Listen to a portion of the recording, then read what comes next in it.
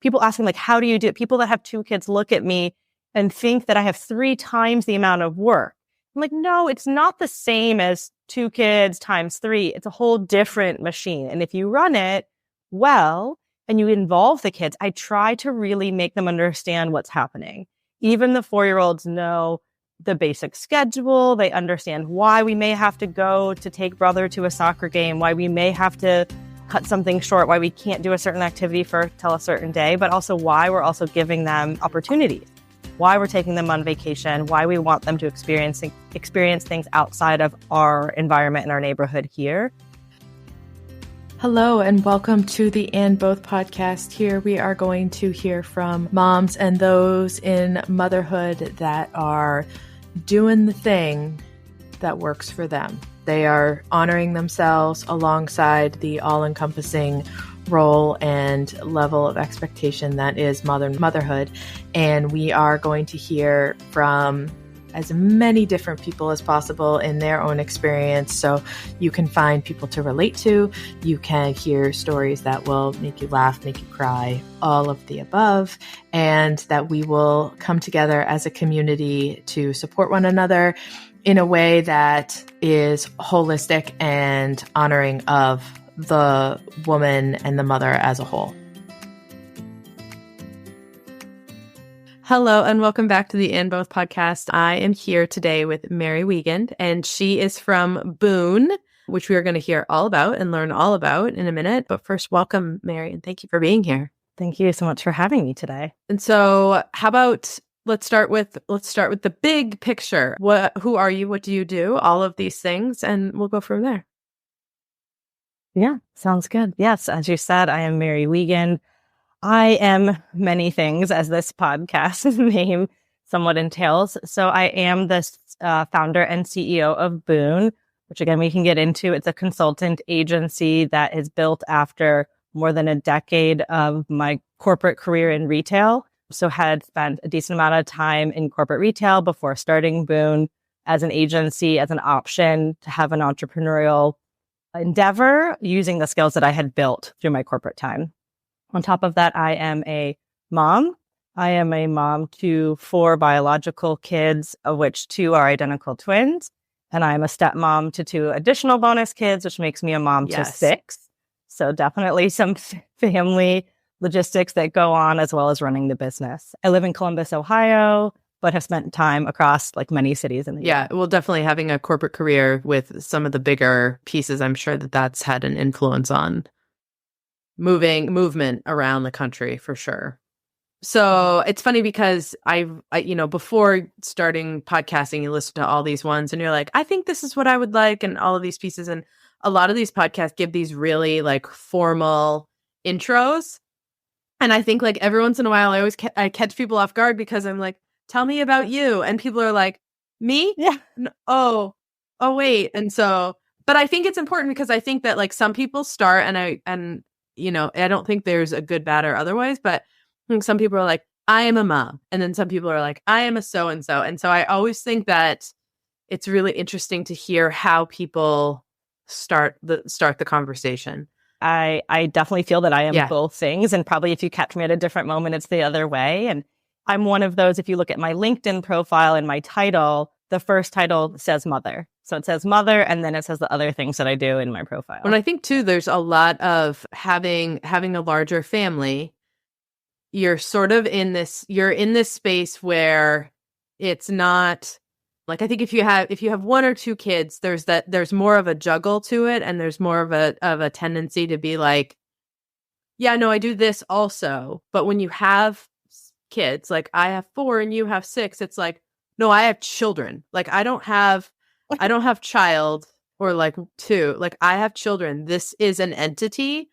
This is a not a machine, but like this is a collective that I run, and it has to run this way. And I run it with a partner and all of those pieces, but we are a machine here, and the machine has to exist alongside of like all these other pieces. So I do love it. I love too, because having different perspectives, I think also informs like how those intros actually go fascinating to me, very fascinating. And so tell me about Boone. What type of consulting do you do, and who do you work with, and how'd that all come to be?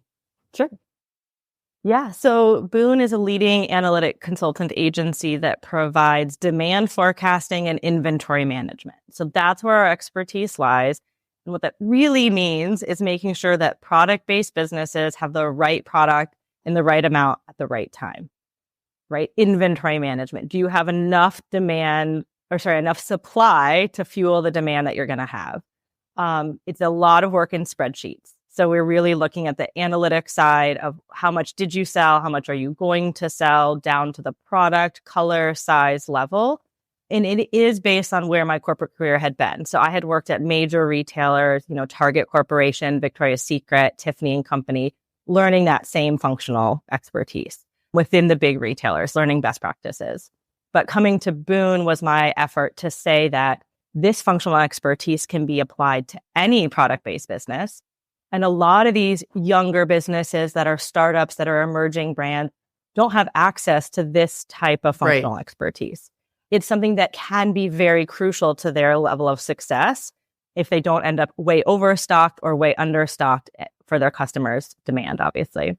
And so, really taking the Boone approach, it's taking a human approach to brands that otherwise wouldn't have the expertise. And a lot of times that is people, under 50 million annual revenue, but often it's under 5 million annual revenue. And we work with brands that are even under 1 million annual revenue. And we work with them all fractionally, part-time, and on a personalized scope of work. So depending on how much support they need, we really tailor to say, how can we hone in on this one piece of your business to help you make the right decisions so that you have that right product at the right time. I love that, because the fractional piece is, I think, so important, especially as you get smaller and smaller in companies, because people are like, it's like that phone a friend option. I mean, you have to pay your friend, but it's the phone a friend option of like, this is that one specific like hangnail in being efficient and being effective and being able to like move forward in a way that means something for my business, given what I do and what I sell and all of that. That's cool. So do you must get a chance to watch people grow as these businesses move from like a 1 million to hopefully 50 and beyond. Yeah. Yeah, we do. And we really, really enjoy that. Brands tend to stay with the Boone model, with a Boone statement of work for about 18 months to almost 2 years. And through the course of that, again, we may be adjusting exactly what pieces of the puzzle we're fixing for them and how we're supporting them. But we do get to see them kind of grow and evolve.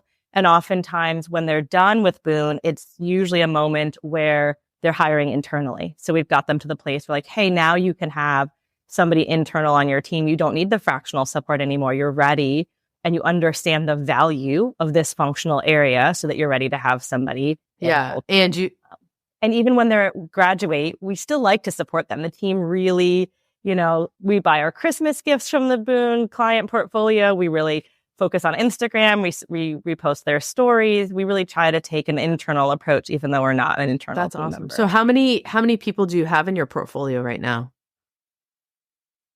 Oh, from a client standpoint, we average around 20 to 25 on any given month as they come and go. So that's a lot of management. And how big is your team? Yeah, my team right now, there's about 16 of us. And I say that because, again, we come and we go.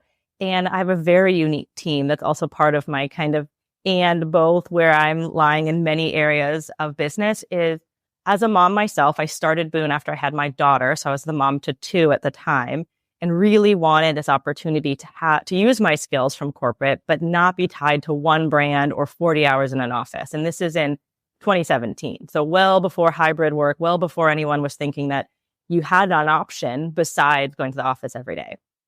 So started Boone with that in mind for myself. Have not necessarily been able to do that as well when you're a business owner. I still probably work more than 40 hours.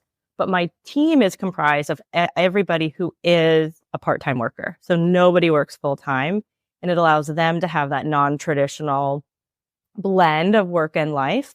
And so a lot of them are moms who had chosen to stay home after their corporate careers, and then they give hours to Boone, or they're individuals who are multi-passionate and have other and both type endeavors where they're able to give some hours to Boone and hours to other things. So across the 16, it depends on, who's assigned to what project, working on which clients, but they give anywhere from about 10 to 30 hours a week to the Boone business. That's cool. So you really ran in the forefront of, I started working on a tech product before COVID, or no, it was in the beginning of COVID. And I connected with a firm and they were like, we are only remote. And I remember at the time being like, oh my God, so you just went remote because, and they were like, no, we started the business this way because they work with people from all over the world. And so it just made sense. And I was like, wow, that is so cool to have already like seen the writing on the wall. And especially like as a parent and as a mom to be able to say, okay, this doesn't really work. I want to do this my own way. And also I'm going to create space for other people to be able to have this as an option.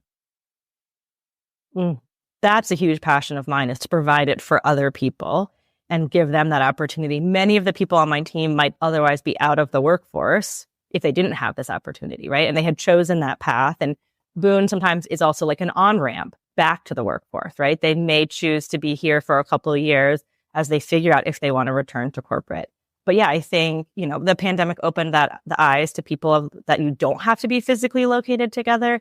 But yeah, Boone's been that way since the beginning. And our team is located across 3 of the 4 time zones across the US, all the way spanning to California.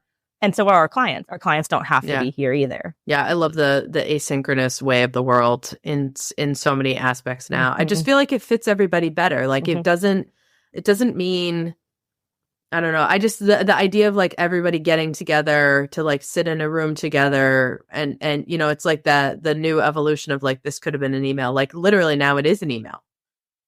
Or, or it's like a 5-minute, blocking off time and schedule. And I think it seems to me like people have become really protective of the parts of their schedule that they can control. And in terms of like, I am available, I am not available. And I hope that's here to stay. Yeah, I think we employ that every single day. And even it's interesting, you use the word asynchronous, and that is the way the team works primarily, of course, even to where the time zones are different. And then our bodies and our brains want to work at different times. I'm a morning person. I'm up. I've already done multiple hours of work as we sit here this morning talking, but I'm not a night owl. But I have team members who don't even want to start work until 6 p.m. Maybe it's their partner, significant other comes home and watches the kids and they work from 6 to midnight. That will never be me. But Boone has allowed them to have a flexible schedule truly where they're not tied to 8 in the morning to 6 at night. We can go to the bus stops. We can volunteer at school. Again, we can have other endeavors that we do in our time within the day. Yeah, that's awesome. So that's on the business side. So the personal side of 6 kids. How old are they? Yes. The twins are the youngest. They just turned 4 and they go up to age 11. So between 4 and 11. So twins. And then, wow, that is, so I have 4 in that, and that feels like a lot. And if I doubled up on the last one, that's a lot. Just in terms of like so because it's springtime, I mean, I'm not sure when this will air, but like, because it's springtime, you've also got to be in the season that I'm in where everyone has grown out of everything.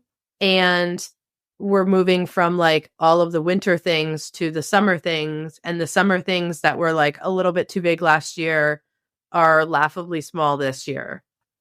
And I'm like, what happened? I mean, I get it. Like you feed them and you put them in the sunlight and they grow, but like, why all of it at once? Yes, the closet organization and the drawer resetting is happening in this house as well.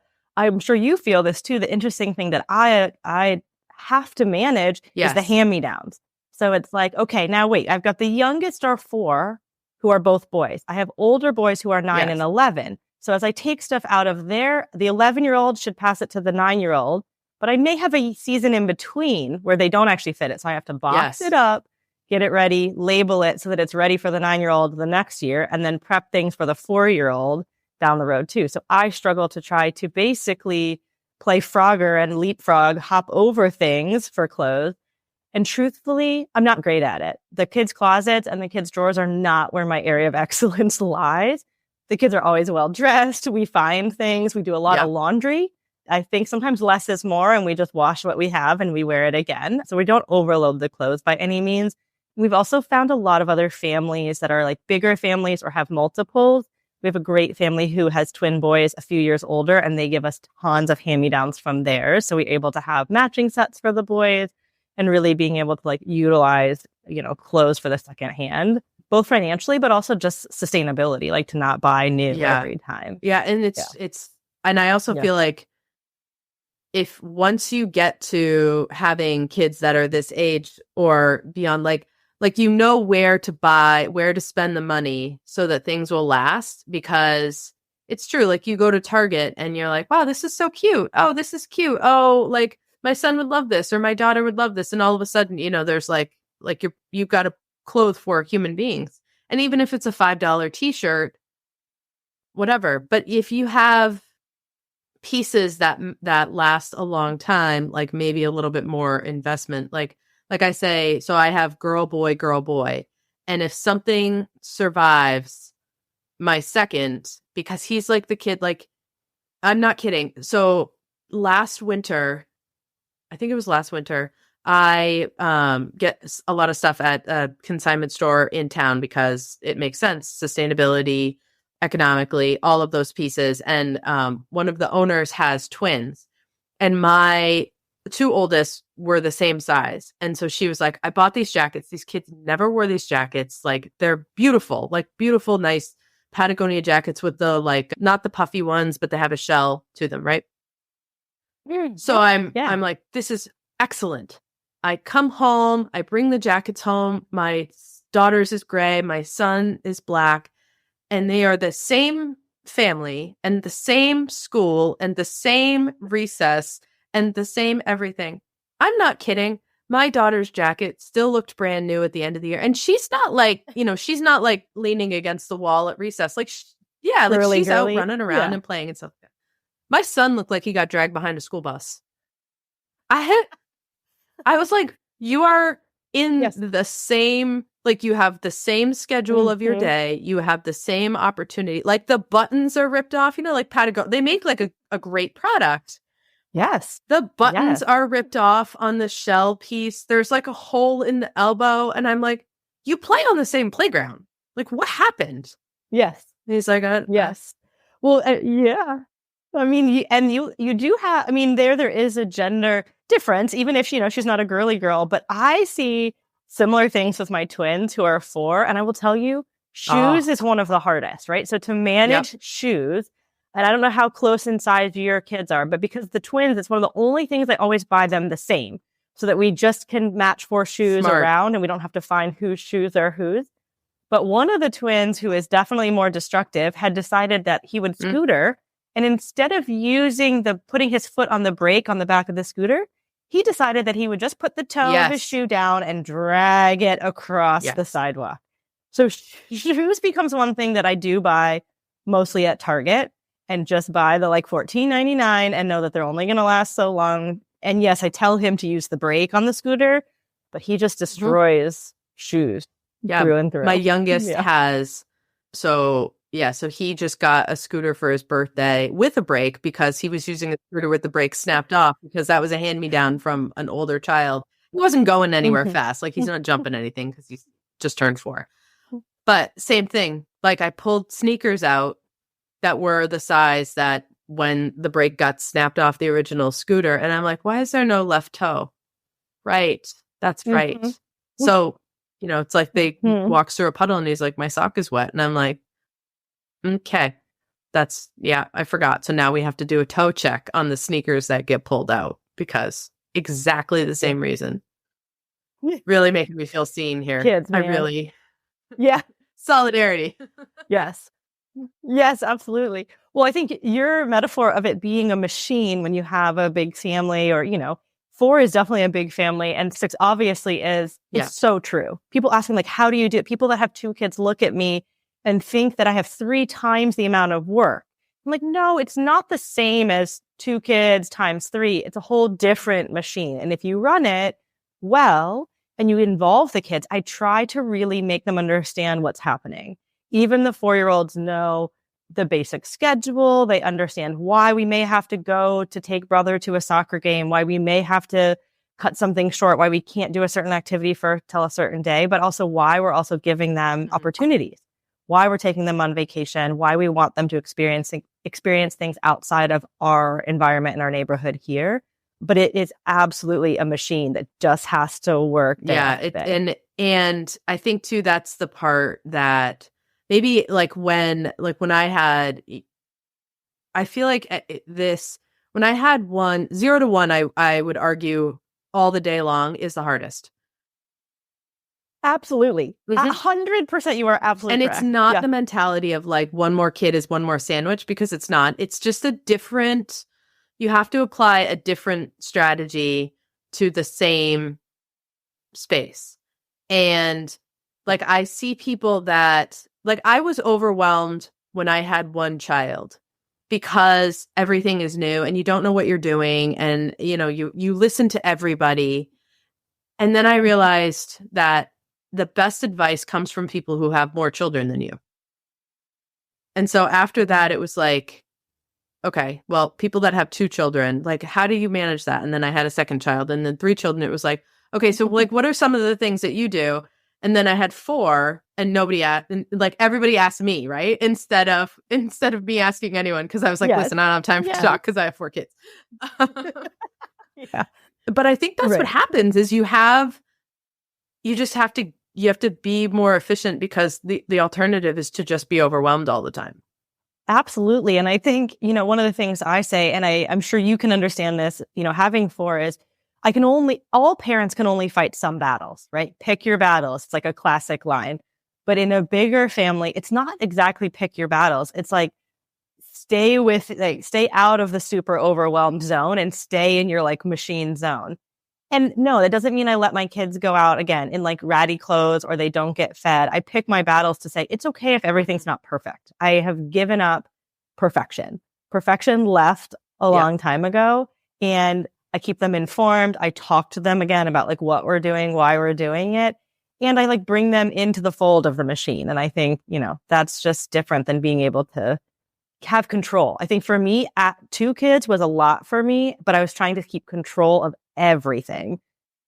Once I went to 3 kids, I only had 3 kids for 7 minutes. So that was pretty short. But from 3 to 4, both of those, then I was well, control is gone. They were also born 3 weeks into the pandemic. So, life was a whole mess at that time. So I think, just knowing that it's not just pick your battles, but it's really release some control. Otherwise you will be overwhelmed every single hour of the day. I like that idea. I think that that's such an important thing that you can't learn until you learn it, that if you are trying to have your hand in every single thing throughout the day, you are taking time away from yourself. Nobody else is gonna, you're all of a sudden your 6-year-old's not gonna be no, mom, I've got it, right? They're she seems to know what she's doing. She looks into this, let's get her on board. But that when you start having those conversations of I can't do all of these things, so this is your job now, because it's true. You can't manage 4 people to the level that you can manage one person. But I think that is a huge benefit to having a larger family, if that's what you want. I'm not going to come on here and be everyone needs to have 19 children and counting. I don't take my children to the grocery store for exactly that reason. Yeah. I did it once. I took all 4 of my kids to the grocery store once. I was sweating. I thought I was a professional. I am not. There was a lot of it was I took 4 squirrels into the store. They're all very nice and they're all very polite and they all follow direction, but it was just something of my 2 eyes can't go in 4 directions. And I was we got to go. God, I hope we have chicken, because that's really what we had to come in here for. And, the one item, random stuff. But yes. No, I mean, absolutely. I'm the same way. If you look at my life. I didn't plan to have 6 kids, right? I didn't even plan to have 4. They're identical twins, random there's, chance of anybody that can just egg splits have 2 identical twins. So no, I didn't like set out to have 6, but it's a journey that I'm on, and I'm like enjoying it and finding the ways to blend work and life and kids and all of it back together. And we do take all 6 to the grocery store sometimes, but usually with 2 adults and 2 carts. Yeah. I'm sweating. I remember watching the Duggar episode, and this is why I always am like, oh my God, because when they went to the grocery store, this was like years ago, before like the fact that they're out to lunch came to light, which, I mean, scandal of all scandals, right? Like, holy. Yeah. Yes. No one saw that coming. Yeah. But I remember, like, there was like a line of people and there were shopping carts. And I mean, like, there was a lot of stuff in cans and there was a lot of things that were like, it was a whole thing. But I was like, oh my God. Really? But yeah, no, they had to run that machine. I mean, we could spend an hour dissecting the Duggars, but we don't need to. Yeah. Right? It is an intriguing social, like, not experiment because it's real, but like, if I was a sociologist, something there. Yeah, there's a lot there. You could dig in on that. But I think that what I like to take away from it in terms of like the entrepreneurship piece, because I don't think that I would have started my own business, and I don't know how you feel about this, but wouldn't have started my own business if I didn't need to have the flexibility that I have, coupled with the fact that starting your own business doesn't begin with flexibility, but being able to see the bigger picture as the impetus to keep going in the beginning of it has, like, I don't think I would have done what I do if I didn't have as many kids as I have, and I mean it in the best way possible. I mean, I think entrepreneurship comes out of necessity, right? For anybody, it's a necessity of a product-based business who sees something that they want to have in the marketplace that then they don't find, so they create it themselves. Or for you and I, similarly, we needed to blend our work and our life and our mental health and our capabilities all into one. And that's the thing for me too. Like, I could have, at the time I started Boone with only 2 kids, my opportunity at the time was sort of stay-at-home mom or do my own thing. And for me, I just wasn't on the path to do stay-at-home mom. I wanted to use the skills that I'd learned, the functional expertise that I had, in a way that felt meaningful to me. So I made that decision. Yes, with only 2 kids at the time. And I am, ignorantly thinking that I would also be one like my team who works part-time. That's the joke in all of it for me, is that, like, as the business owner, you can work part-time. Doesn't happen. But what it does do, and it allows me to be both things, is I can be flexible. My time is mine. And yes, even if I spend 50 hours doing Boone stuff, I'm going to be at the school this afternoon volunteering at the library, because no one can tell me I have to sit at my computer at 3:00. I'm at the bus stop every day. I'm allowed, because I'm in charge, to adjust that schedule. So yeah, I think, and maybe, you know what, if for me, if life hadn't changed over those years of what had happened from the starting Boone, maybe I would have ended up back in corporate with the steady salary, with the guardrails of knowing exactly what to do.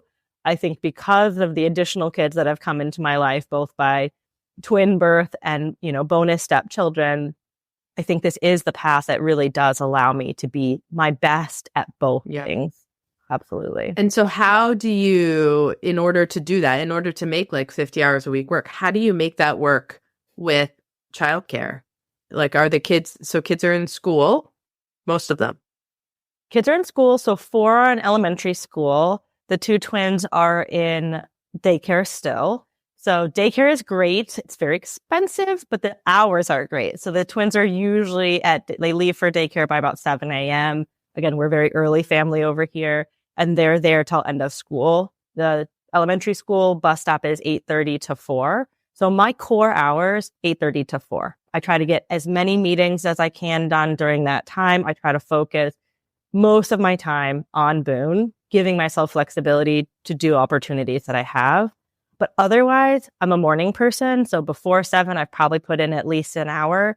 Evenings, again, not so much. Weekends also aren't off limits as a business owner. It doesn't, to me, just because it's Saturday doesn't mean that I can't review a bunch of financial documents or I can't check over things that the team needs or check on a couple client projects. So it's really pieced together. And it's not 50 hours every week anymore. In the real scaling moments of Boone, I was working hard and like would put the kids to bed, and I try to get them to bed by 7:45 to 8:30, and I would pump in another like 2 or 3 hours at night. But it just felt like when you're doing it for yourself and you're seeing the results of that and you're seeing the growth, it didn't feel as cumbersome as like when in my prior corporate career, you feel like you're selling your soul to that one brand and grinding it out for the man, right? Proverbial or real sometimes. And so like, yeah, I think I fit it in now, but it doesn't feel as overwhelming as corporate. Yeah. I think that idea of like the personal buy-in, like you are steering the ship.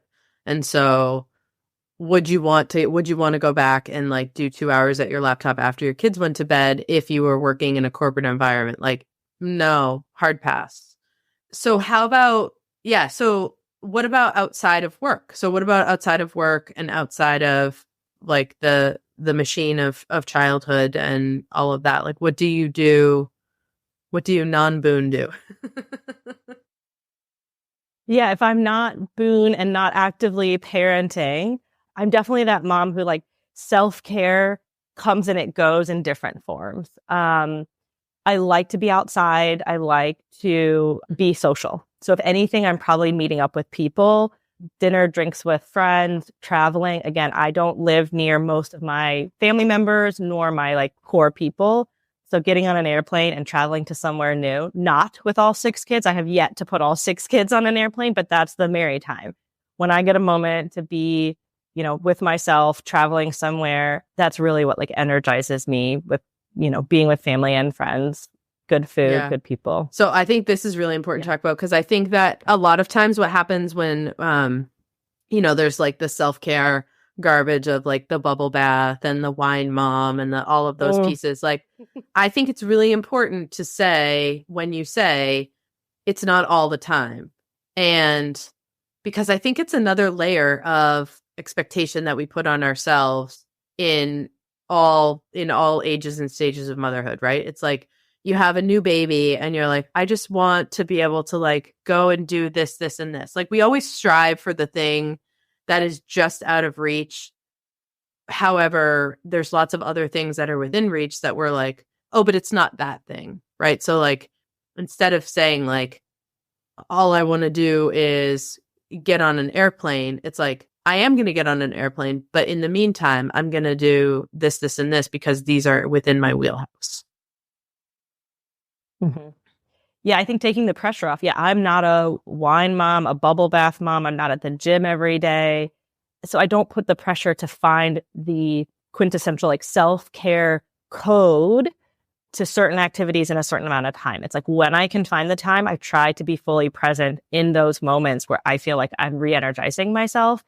And to me, I'm okay that it doesn't happen every night, every weekend. And at the same time, I think I find very little moments that are like self-care or that slight re-energizing, whether it's the song that hits just right on the radio or the kid that says just the right thing at that moment that makes you feel so blessed to be their parent. The little, sometimes it's the perfect hot cup of coffee that I get to drink without anybody bothering me. It might be at 5:15 in the morning, but little things like that, I feel like can really add to my ability to be the best at Boone, the best mom, and still feel like I'm me inside of there. Yeah, like when you take yourself out of the machine, that is your own life. Yeah. I always like, I think about this stuff when it comes to, because we talk about it here and also thinking about like how to make it possible. Like I don't have childcare outside of school. So if you go on, if you talk to other people that have the benefit of like grandparents that are involved or family that lives down the street or all of those things, it's like, and maybe this was, I don't know if this was your experience, but my last baby was born 2 days before the world shut down. So same. I Yep, we're see real you. close. Yeah. Um, Yeah. but I remember this feeling of like hearing everyone around me being like, oh my God, what am I going to do? Everything is this all the time. And me being confronted with the reality of like, literally, there was no difference for me in the amount of help and childcare that I had in February of 2020 and April of 2020. Like, I was just like, like this, I'm confused about what is going on because there's never a place other than school. There is never a place or a person or whatever that is coming in to do this. And so it's like my opportunity to find moments for self-care and pieces like that are like that. Like I'm like, I'm going to make this cup of coffee and I'm going to stand here and I'm going to take 3 long, glorious sips of coffee. And, then people that like normally have a lot of like help come in and they have the opportunity to do that are like, I can't even drink a cup of coffee. And I'm like, yeah, but those 3 sips, man. And they're like, what? What are you talking about? Like, that's it. That's the bucket. Fill her up. Mm-hmm. Mm-hmm. I agree. I think, that's not, when I listen to you, I see the positive in that. And I'm sure people could listen to that and be like, wait, you stake your day on 3 long sips of coffee. But if you can get yourself in the mental space and that is like not important to you, but that is something that does rejuvenate you and you can focus on that moment and be in it. I agree. Like something as short as 30 seconds of peace as a mom to many, right? You really can enjoy it and feel like, not that it's going to revive me for, another 100-hour week or something that would be coming, but it gets me through the next little bit and reminds me that like I can find moments for myself too. It's those like the breadcrumbs on the way back to, whatever, insert your fairy tale. Yes. I love it. So what's the path that you see going forward? Because our kids are literally the same age and the same like start to finish. So how do you feel like you want this to lay out going forward? Work and kids and all of that. I mean, I think that's where I struggle to find a lot of time to focus on the future, to kind of like, I'm a dreamer by life. And I like to think about all the cool opportunities that we'll have, but I also, to keep from being overwhelmed, I don't overthink like, what if this, what if that? Also, we are a blended family. So we're dealing with a lot of situations that are happening because the kids have other parents that they see throughout the week. So we don't have all 6 kids all 7 days of the week. It's a rotating schedule.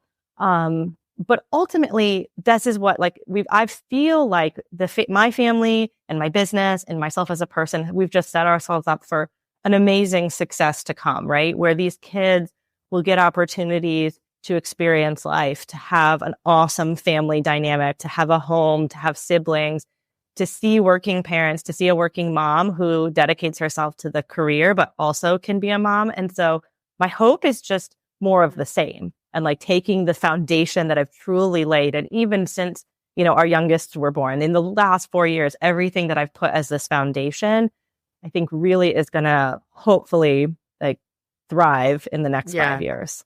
I love it because I think too, like the tendency is to be like, well, here I am right now and I need to be there. Like I need to go from 1 million to 50 million in order to be successful, where you're saying, I'm good right here because I got myself here and I don't need to be there in order to be successful because I'm already successful in getting myself to this point. Beautifully said. Yes, that is exactly you just said. Yes, how all I feel there. And I think that's part of the machine. And it's part of, I have grinded it out for a long time. It wasn't easy to get to this place. I wasn't handed this business. I wasn't handed any funding. The entire thing is bootstrapped. So I worked hard for it. But yeah, I feel successful. And I feel like like I said, the foundation is here to build upon and not even build upon, just enjoy, like hopefully just continue. Do you feel like the success of Boone is part of the equation when it comes to the and both? Like there's lots of people out there who I believe are listening, hopefully in general, plug, but that there are people out there that are listening who are working and they're in the trenches right now. Like, they're like, all right, Mary, like, tell me that what I'm doing is worth it, because right now I feel like I want to like fold the towel, polish my CV, and like not deal with this junk anymore. Yeah. 100% absolutely, that is true. Like, the success of Boone is heavily in that foundation of what I have in my family right now, and being able to push to a level that I have a sustainable business. I have something that I know that I can run, that can support my family. No, we're not making millions here, but I have a place where I know my role as an entrepreneur, as a founder, CEO, and as a mom. And yeah, I grinded it out, right? So like, if you're in those trenches, I gave myself 18 months from the minute I had those twins in the pandemic, also got divorced at that, like within that same month. So I was like, I have got to figure this out. I gave myself 18 months and said, what will happen at the end of 18 months? I will decide. Should I polish that CV and go to corporate? Or did I make something that is able to sustain us and able to continue on? And I pushed hard. And those days were long, with newborns, with, the kids' chaos, with still lockdowns and shutdowns and childcare changes. But it was absolutely worth it. And I'm going to be honest, sometimes I still think like, oh, that corporate box looks nice because someone else tells me what to do. I can just sign off at 5 o'clock, close my laptop, and be done. But those are fleeting moments at this point. It's like, oh yeah, nope, like not what I want to do. The grind is definitely worth it on the other side. And the other side can be what you determine success, as you say. Like, the other side doesn't have to be 5 million. It's where you feel like you've got yourself to what you need to be. And that's where I was. Where do I need to be after that 18-month mark, post twins, post pandemic, post divorce? And that's where I found myself. I've gotten myself a little bit past that now that we've been 4 years, but I was there at the 18-month mark to continue. So don't define your success by what you think others' success. That's so important. Like, I wish I could shout that from the rooftops, is this idea of like, there is so many different versions of what success looks like. And that when we start to use other people's ruler, it's never going to fit, because what's important to you is not important to somebody else. Like, what's important to me is like being able to pick up my kids from school. That means that like my work day looks different than other people's. But some people, that's not the thing. It's like, it's important. My husband drops the kids off at school in the morning. It's important to him to go and do that. I'm like, from the porch, like, see you later, guys. But at one point in time, I was like, well, I have to drop them off, and I have to pick them up, and I have to do this, and I have to do this, and I have to do this, because that's what success looks like. And then it wasn't, you get super clear on like, this doesn't feel successful. This really feels like I'm kicking myself in the teeth and like telling myself to smile. Start paring away the things that are really, really important, and the things that are not that they're not important, but they're not important to me right now. Mm-hmm. Yes, yeah, absolutely.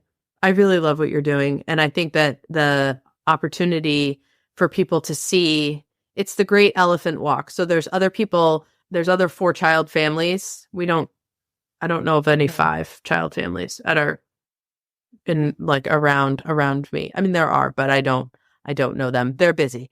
But I remember like having people that had 4 kids, that their kids were a little bit older than mine.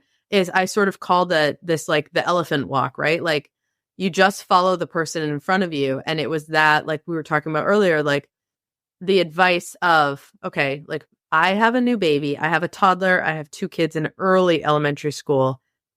What am I supposed to do right now? Like, how do I, and these moms were like, this part sucks.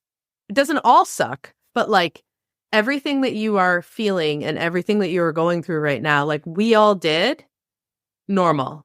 And just like having people say to me like, no, this part is really tricky, creates that like, it lets the pressure off, and it creates that openness and that opportunity to be like, oh, I don't have to love like so many diapers. Yeah. I mean, I think it is acknowledging the stages, and that there's goods and bads on each stage, And I think you can apply that exact thing from motherhood to entrepreneurship, as we just said. Like some of that sucks. It's really hard to get through some things. And even as you get to different stages in either place, things will hit you that you don't expect. But having community and knowing places that you can go to say like, hey, this is what's happening to me, not venting in a mean way, just be like, oh my gosh, here's my day. And I do that all the time with my team, with my friends, just really being like, oh my gosh, this is what happened in my day today, in Boone today. But yes, acknowledging. I like the elephant walk analogy, but I think you can apply it to entrepreneurship. And I think too, it's also like, because it's for me, like having the option to talk to people like I get this, and I'm sure that you get this 100%. People that have like 2 kids and they're like, oh my God, everything's really stressful. And they're like, I can't complain to you because you have more children than me. That's not helpful. Like, it's not helpful. Like, I'm never going to have 2 kids because I don't have 2 kids. You're never going to have 4 kids, but it doesn't mean that my experience is like harder or I'm better at this or like you're not where you need to be. It just means that it's different. And in order to find community, everyone has to be willing to be like good, bad, ugly, otherwise. Yeah, no, I couldn't have said it better. I experienced that, as you said, absolutely. And it's just like, we don't need to compare, right? That's just going to rob us all of connection, community, joy. I've heard it so many times about people comparing to what I experienced in 2020. You similarly, oh my gosh, you had a baby in the pandemic.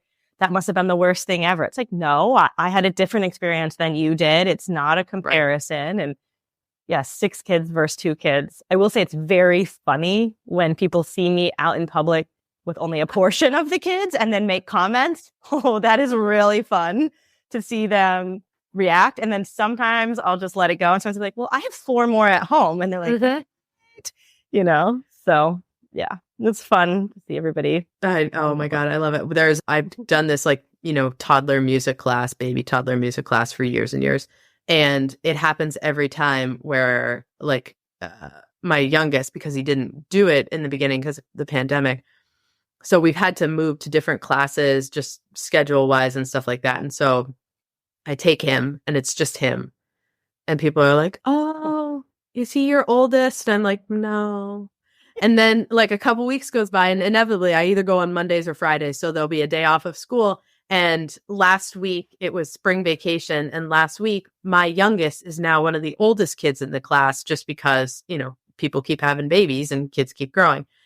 And I rolled in there with an 11-year-old, a 9-year-old, and a 6-year-old who are like writing their names. I just woke my daughter up at 10 o'clock to come in and all of this and like rolled this posse through. And all of these people were like, oh my God, who are these children? Yeah. Oh yeah, I know the comments that I live the comments. Yes. Oh, it cracks me up every time because I'm like, oh, I don't know who these people are. Oh, this one looks like me. Oh, this one keeps calling me mom. Oh, come on now, get into my big giant school bus and we'll drive around. Oh my gosh. Yes. Oh, vehicles. That's a whole thing. Vehicles. Yes. Getting all these kids in car seats moved from spot to spot. Yeah, I know I could do a whole logistic day of how to move kids around.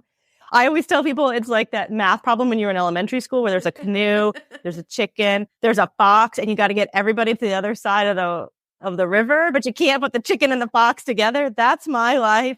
And my big old Suburban trying to get kids to sporting activities every single week. Oh, I love it. I really feel like, you know how they have like all of these, like ESPN has like the X Games where they chop wood and they have like CrossFit and all this stuff. I'm like, I want there to be an ESPN show that's about like the tactical performance of motherhood. Like, here you have this car seat, you have this manual, and you have this completely different brand, and you have this, and this. Here are the weights and the heights of your children. Go. Right? Like, yeah. Oh, and you've got to be at practice in an hour, too. Like, got to be at practice in an hour, and somebody spilled milk because you weren't paying attention for 2 seconds because you had to go to the bathroom because you're a human, and there is milk spilled in the back of your car, and you need to figure out where it came from and clean it up. Otherwise, you can never sell this vehicle. No, yes. Sign me up. Boone will sponsor that. Like literally I'll make my marketing budget to sponsor this event on ESPN. Call me up. I'm there. Like you wear athletic gear because you're an athlete. You're getting the car, packing, getting out of the house, like going on vacation. There should be an amazing race with families, and the prize should be $10 million. Yes. You can take 2 children around the world, and you've got to compete in all these challenges. One of them's potty training. You get $10 million.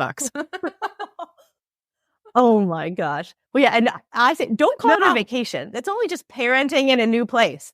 Stop calling it vacation. Parenting in a harder location with no blackout blinds. Yep. No one ever has blackout blinds.